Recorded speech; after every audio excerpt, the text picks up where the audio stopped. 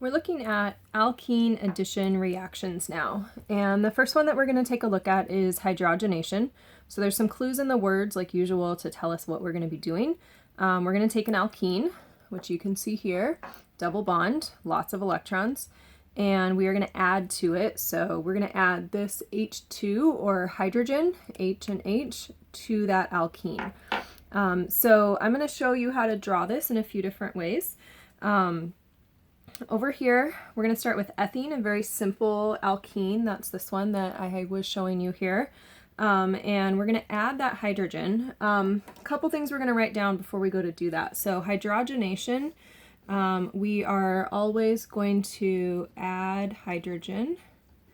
And not an individual hydrogen, but we're going to add an H2 molecule.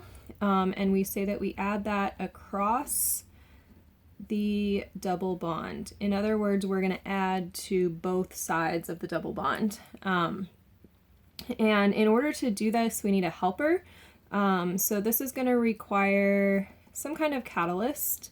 In our body, that might be an enzyme, and these are not happening in the body as we're drawing on this page. So you need some kind of metal if you don't have an enzyme. And the metals you will see either written as metal here, or PD is for palladium. Another metal that's used is platinum, PT, or sometimes you'll see some nickel.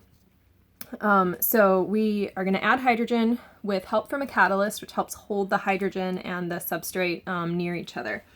So looking over here at this example reaction then, we want to take this hydrogen and we want to add it across that double bond, okay? And so essentially this is what happens. If I can kind of slow motion this for you, I add this hydrogen across the double bond, and now these carbons, instead of sharing, say, hey, we could go out and make some new bonds, make some new friends.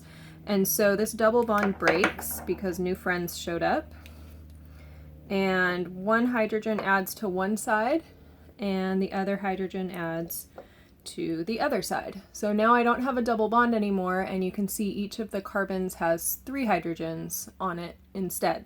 So let's go ahead and put that on our paper.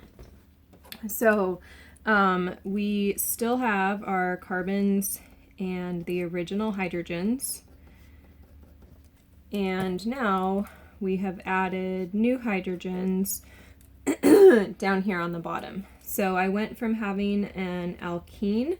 And remember, one of the key things as we do these reactions is going to be to spot that functional group. So I have an alkene with a metal and a hydrogen. I'm thinking it's hydrogenation.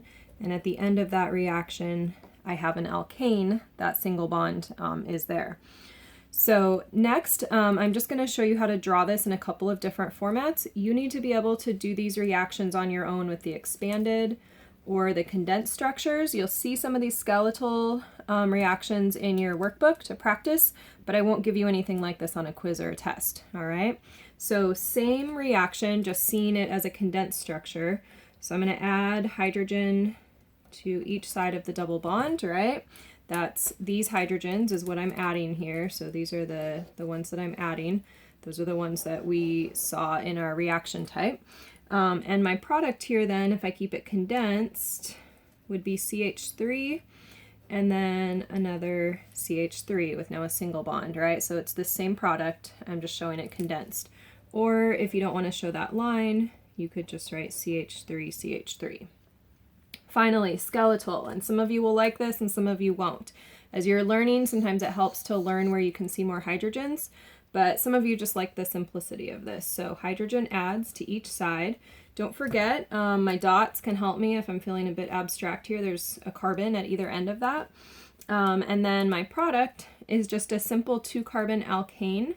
So that would be 2-carbon alkane, or you could just write a line. Extremely simple. All right, so that's hydrogenation. We are adding an alkene plus hydrogen, and that's why it's called addition. So we're going to look at another type of addition reaction, and this one will be very similar, but instead of adding hydrogen, I'm going to add water.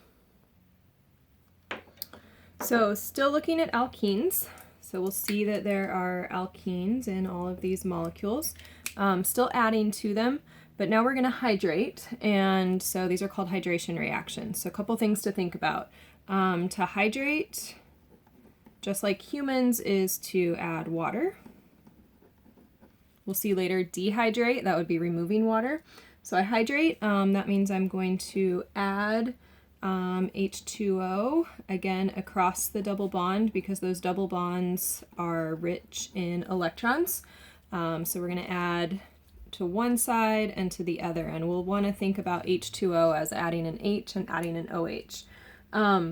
When we do these reactions, we will add the OH to what we call to the more substituted carbon.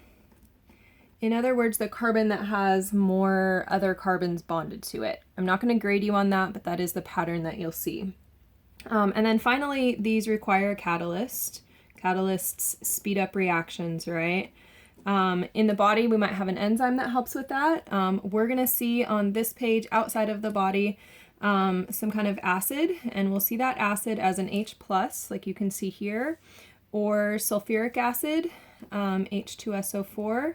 Both of those supply protons, and acid helps the water add and helps the water be removed. So when I'm seeing acid, anytime I see H+ or H2SO4, if I can have some little thought bubbles, I'm thinking a change in water is about to happen. We're going to either add water or we're going to remove water. So that's a little thought process you want to start to have. So if I can look at the products of this reaction, if you remember with the hydrogenation, we took this molecule, lots of electrons here in the middle, and we added the hydrogen across that double bond. So that was hydrogenation. Now we're doing hydration, same basic idea. So I have my alkene, water is going to come add across that double bond, and water is going to break apart into an H and an OH as it adds. So the water breaks apart, and you can see what happens here is my OH adds to one side of that double bond and my hydrogen adds to the other side. So now I have what's called an alcohol with that OH. We saw that when we started to learn about functional groups. So we just hydrated an alkene and we got an alcohol. So let's go ahead and put that on paper here, what that would look like. So this water is going to add across the double bond, H and OH. And once that reaction happens, now I have my carbon with its original two hydrogens plus an extra one. And then I have a single bond, right? Because I had a single bond in the middle here after that reaction had happened. C with its original H's. And then I have that new OH here. All right, so I started with an alkene and I end with an alcohol or hydroxyl. So that's going to be my pattern. So we're going to do the same thing. Again, find your functional group. I see water and acid, so I'm thinking I'm going to add water to this alkene.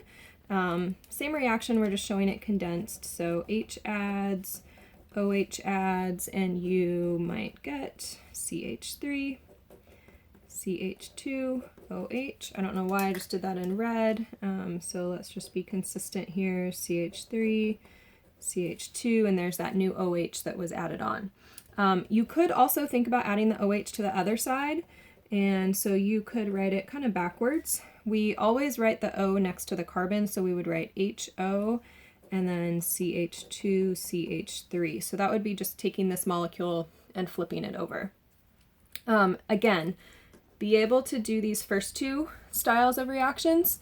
The bottom reaction, the skeletal, is up to you, but you will see some available to you in your homework, but I won't quiz you on that.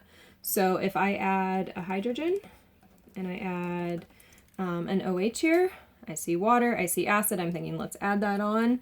When I'm done here, remember I had two carbons, so I'll have one carbon, two carbons, and then I have to bend it. So if you look at how this turned out, right, I start zigzagging once I get to that alcohol group up here. So 1, 2, and then a zigzag. So I would want to zigzag up and show that OH. Or you could show it zigzagging down on the other side, or lots of different ways to draw that. But all of these alcohols are the same thing. just shown in different ways. So you need to be able to take a look at your alkenes, add hydrogen, that's hydrogenation, or take a look at an alkene, add water with help from an acid, and that would be hydration. And you always are going to see these functional group patterns. So there's some left here for you to practice, and then there's a whole bunch in your workbook. Make sure you're doing all the workbook pages, all the reactions. Practice really makes perfect on these.